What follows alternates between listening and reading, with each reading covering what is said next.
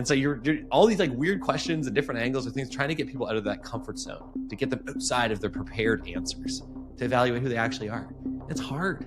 It's really hard to do, And so the myth here is that, you innately know how to get at the real person. You don't. Like, you actually need methods and techniques. I think this is a big part of why we failed the first time around.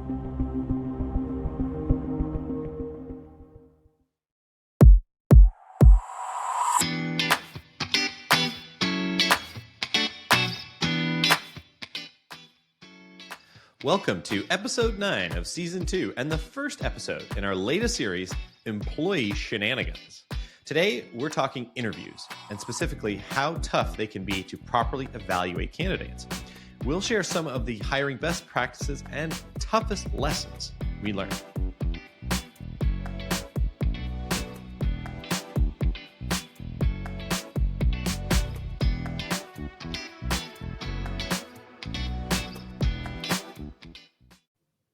Hello, folks, and welcome to Startup Different.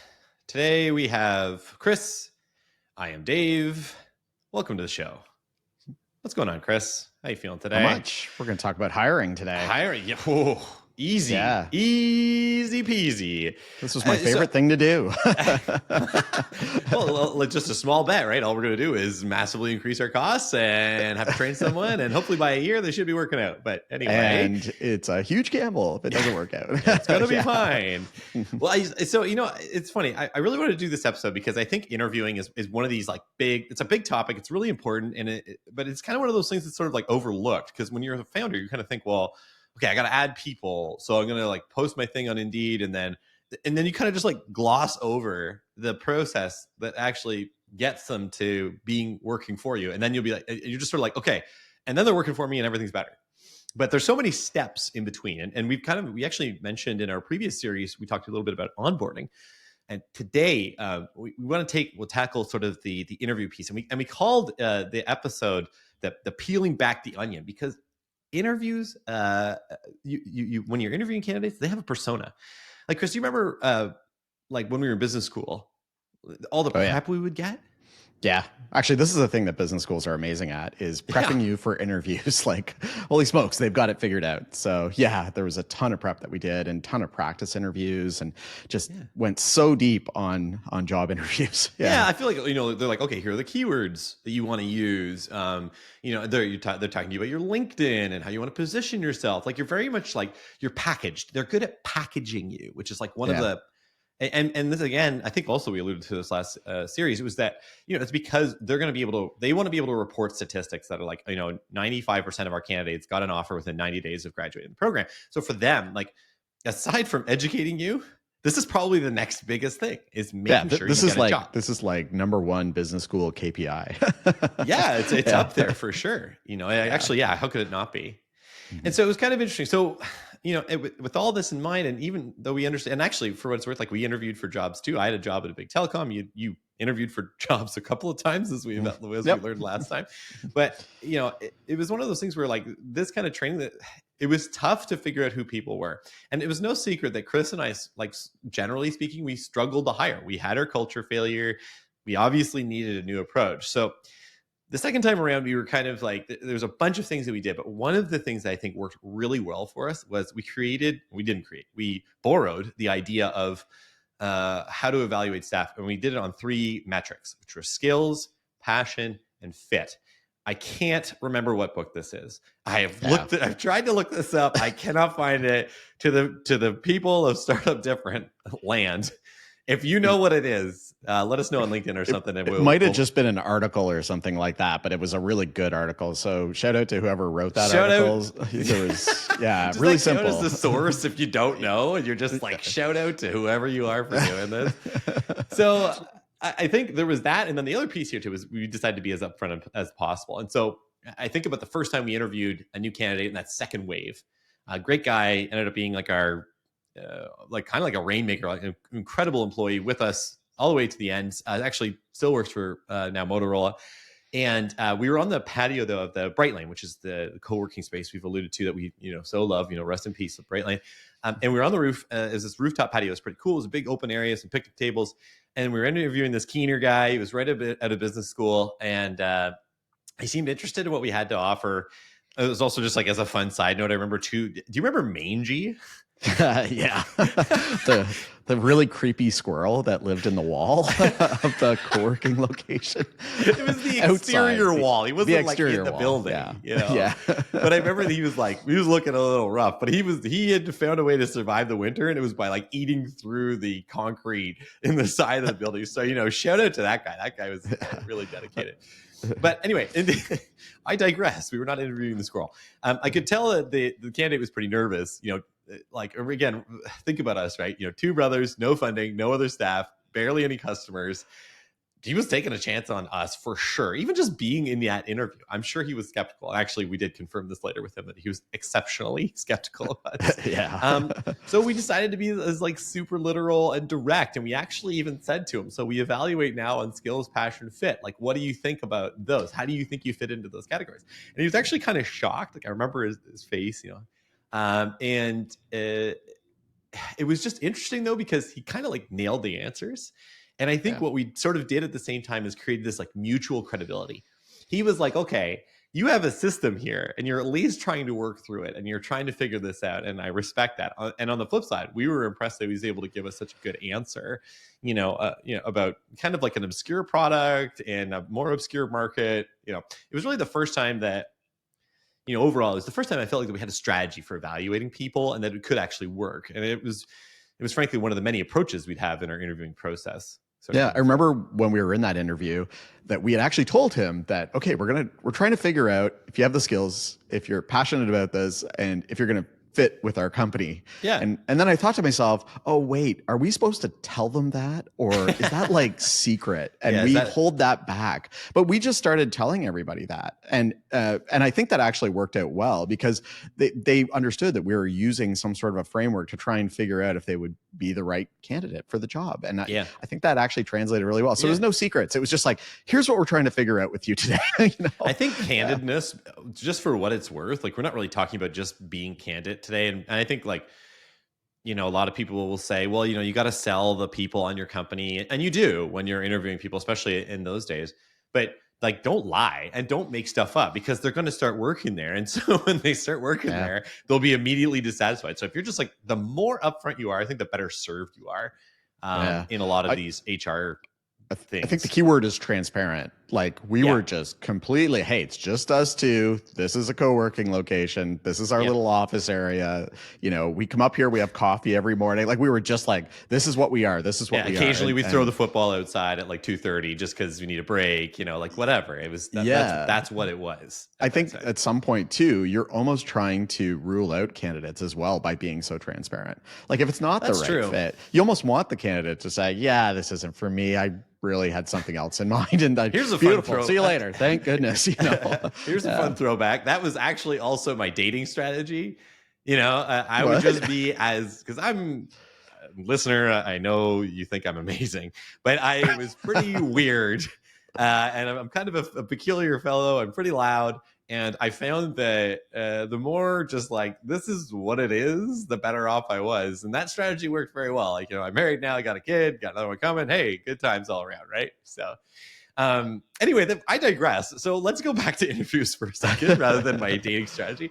So I want to set the table on interviews because there's a lot of noise here too. So first off is that interviews suck.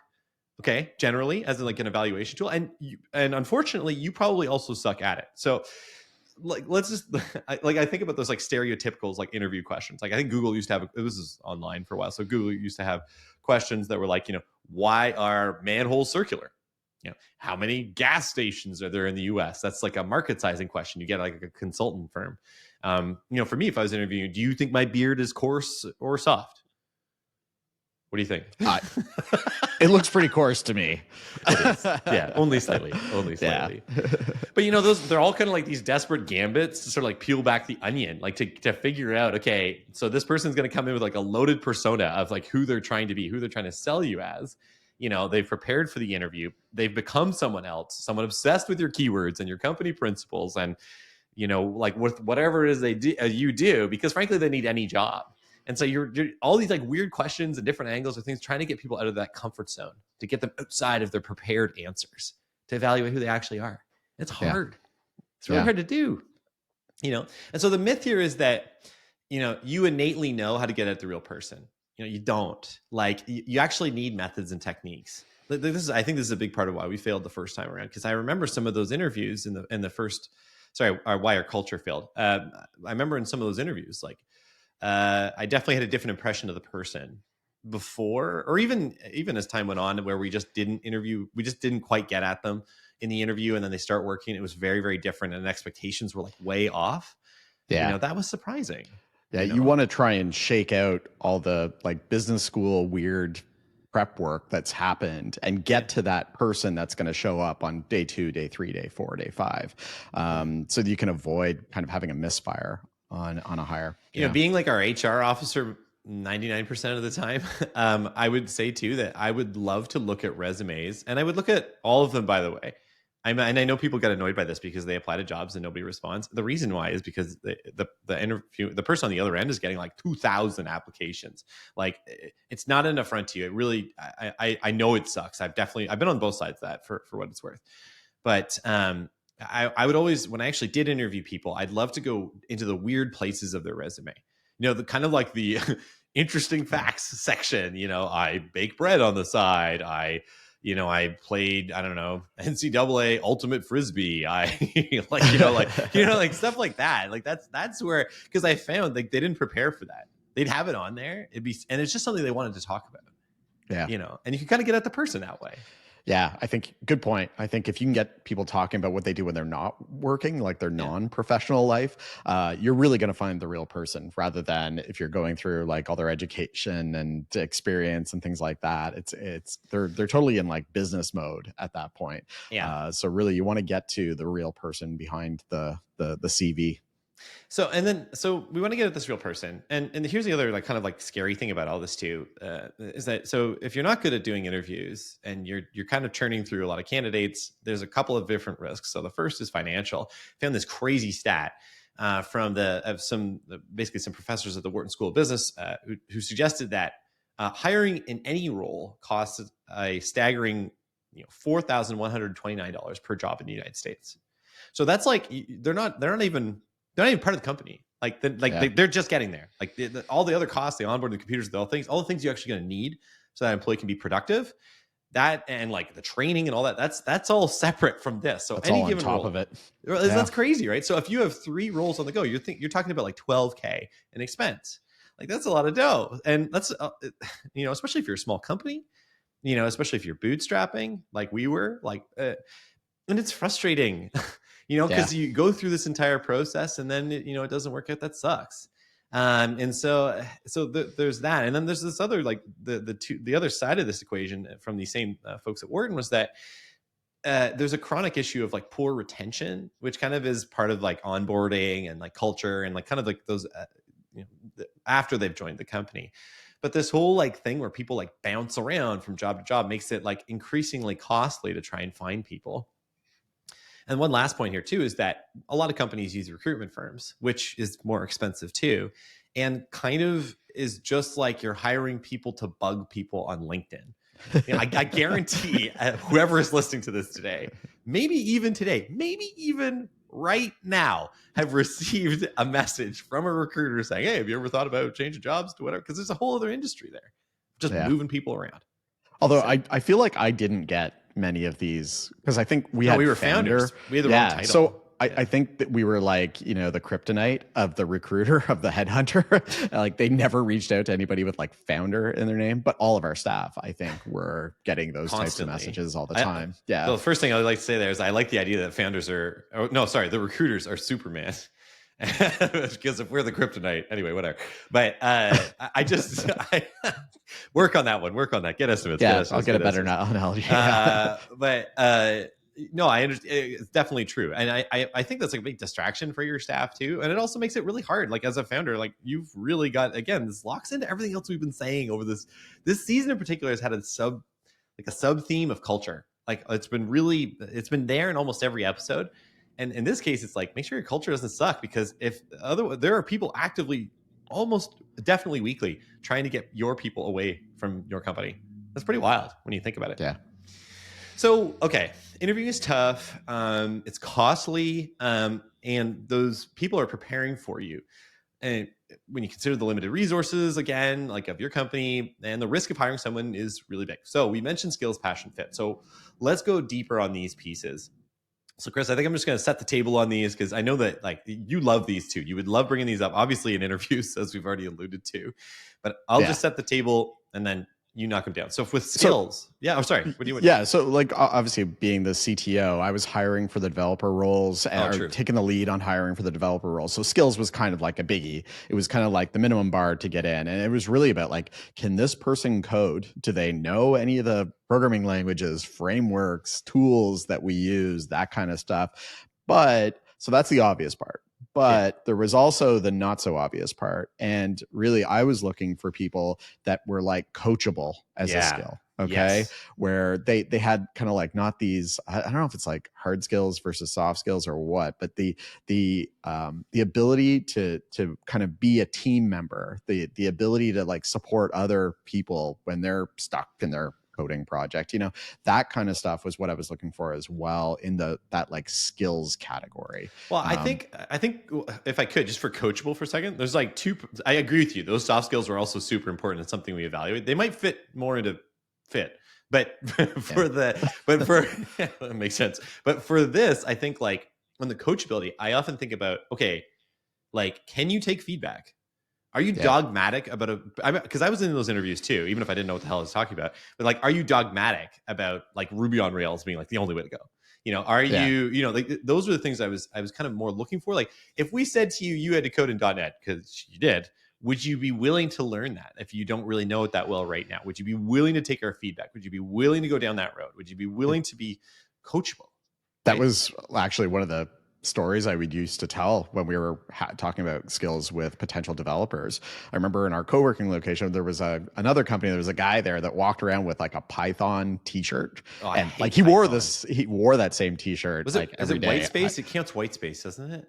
White space matters. I don't like that either. But look, but at the same time, here, I will put this out there that from my perspective, I'm looking for developers that are going to use the best possible tools to get the job done and are not dogmatic about like a programming language or a framework or something like that. So like if all of a sudden we were doing stuff that Python is really good at, we'll learn Python.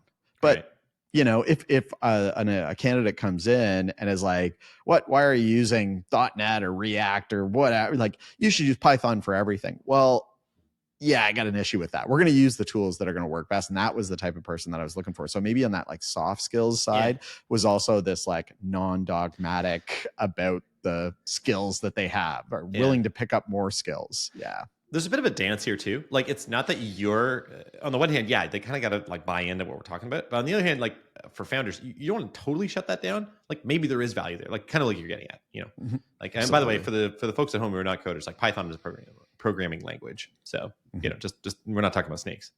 I guess. So whatever. Okay. So anyway, so I also think for me, so I would hire everybody else. And so I thought about like our operations team, because those folks, the project managers need to have a base level of understanding of like design software, because they would have to do graphics for the mobile applications that they were building, the projects that they were spearheading. And it was very, very light. It was like a system. It was like you didn't need to really know how to do it, but you needed to kind of, it would be great if you knew a little bit of Photoshop or Illustrator. We put that on the listing.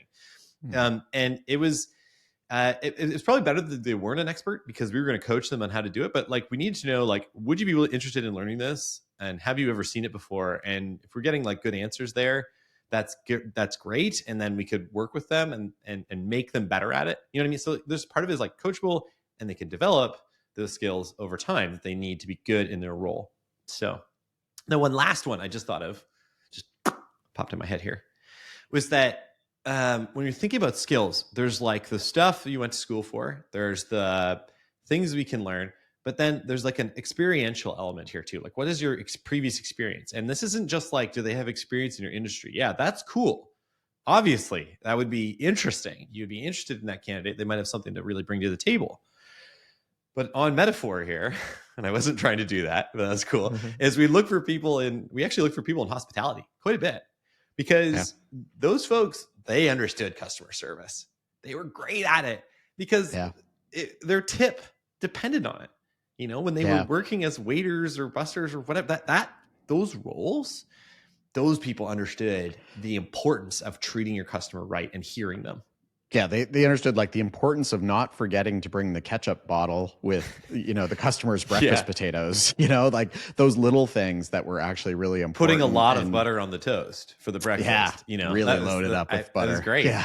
I think about like literally to give you an idea of like how like I would find that more appealing than maybe even some people that had, more perhaps what you'd call more relevant experience, like actual like true creative designers, for instance, is that we actually had one of our staff, she worked at Medieval Times, and her formal title, this was on her resume, was bar wench. And she was one of the best staff we had. She was great because she understood how to like, she definitely knew how to work hard. She was really happy to have the job with us. And she understood the customer needs like really, really well. And, she was there. So, shout out to May because get it done. So anyway. Right on. Okay. That was a lot on skills. So let's switch to passion. Do you want to start by taking this? Yeah, passion is a really tricky one because we developed public safety software, so it's not like the kind of thing that there's a lot of people out there that are gonna go into a job interview and say, "Hey, I'm really passionate about public safety software." Okay, so I think what we had to do was sort of look for the tangential, if that's a word, types of passion. So obviously we were a software company, we were in tech, we were a startup, we worked in like a co-working location. Like, so if we could find people that were passionate about those types of things, we knew that like bringing them along, they would develop the passion for public safety software. And actually that's what happened. We started really taking it to heart, and we all kind of grew that passion, which I think was a previous episode that we've done where we've talked about developing passion. Yeah. So we didn't start off with it, but we were passionate about tech and being nerdy and coming up with cool ideas and trying out new tech. So that was really a tricky. So that's like what we were looking for, but it was a tough question to answer in that interview. Yeah. And again, I think just putting it out there, like are like saying to people, what are you passionate about? And they would never say public safety, but they would say, oh, I'm really passionate about building software, and I really like UI design, things like that, and having those types of conversations. Yeah. It's kind of like the why do you want to work here question, because ultimately it gets around to the things they're passionate about. Like the reason why they targeted your company, and it's aside from them just needing a job, is like, well, I like tech or something like that. It's like you need like a base level line of passion of something related to your company. And then after that, they start drinking the App Armor Kool-Aid, and and then they're kind of like more into what we do. And then okay, now we're moving. Now we're developing that passion. Now you're more part of the team. For sure. Yep. And then fit. Okay, so fit is where it gets like weird. Okay, so weird in a good way. So we had a pretty eclectic team. You had a bunch of mix of personalities, backgrounds. But the crazy thing is it all sort of works. So how did this happen? And I used to like stop and like in the middle of my day sometimes just think like, how did we pull this group of people together? And the way we really did it was we did huge group interviews. It was buy-in. It was about bringing everyone and all their diverse views and opinions and backgrounds and whatever, and bring that all together to figure out, okay, like we have like 3 candidates left. Everyone's going to interview them. Now we were a small company, so we kind of pulled this off. I'll talk about how we did it at a bigger scale when we got larger. But basically we'd have the entire company come and evaluate candidates who made it to the last round. And, and for the record too, we would only have a handful of rounds of interviews anyway. We were pretty quick. I didn't like to waste people's time, like string them along if it wasn't, so we were pretty quick about actually making some of those decisions, for better or for worse. Some people here listening today will probably be like, oh, you need like 7 rounds of interviews to really get to know someone. Like, well, I'm sure you will get to know them after 7 rounds, but it's also like, what are you doing to that person? Unless you're gonna pay them like half $500,000 a year. Like that's a lot to put into that. But anyway, so at the end of the process, we do all the interviews. Everybody would interview, big group interviews.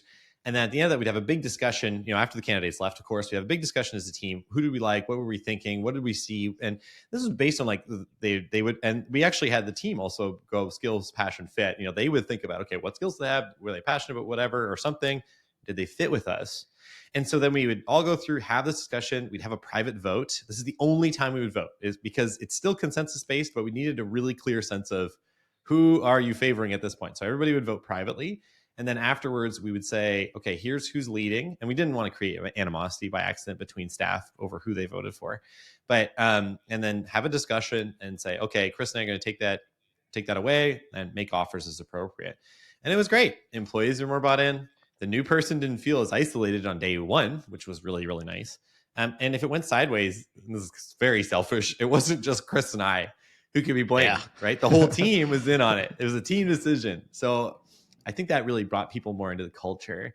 And as we got bigger too, what we would do, rather than having like, a 15-on-1 interview, which did happen once, we instead we would have the department interview and then have like an envoy or representative from other departments there too, to confirm those other pieces, those like culture and fit pieces. So it was the best we could do.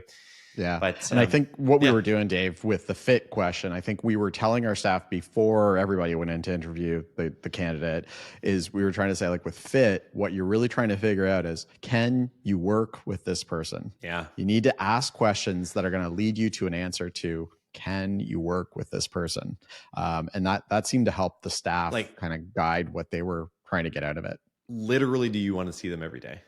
Yeah. Would you go have lunch with this person? That kind of stuff was really to be fair, important. you don't have to have lunch with them, but if they asked you, would you be interested? Once in a while. Would you be willing? Would you be open? So I think that's a good barometer, actually. But so, and I guess like one thing, so that's sort of our skills, passion, fit rundown, and just straight up, just being totally forthcoming. It didn't always work out. Yep. We had some folks that only lasted a few months. We had some folks that only lasted a few days.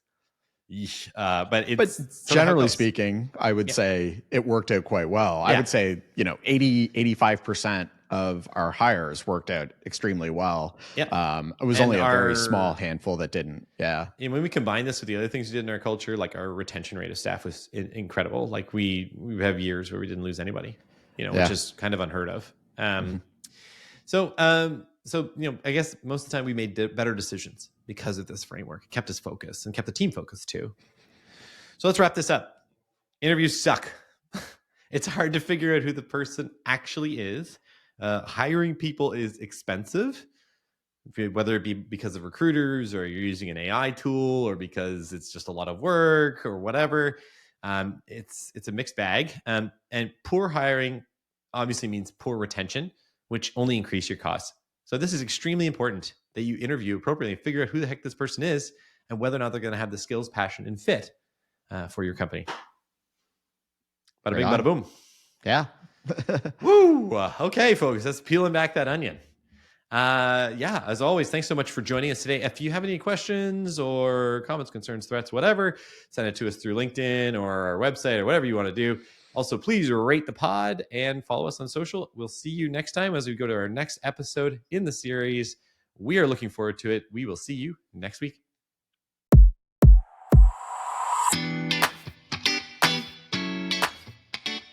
Thanks for joining us. If you like what you heard, subscribe to and rate Startup Different in your favorite podcast app.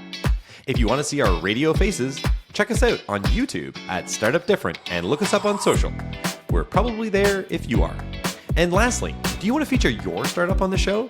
Reach out via our website, startupdifferent.com. See you next time.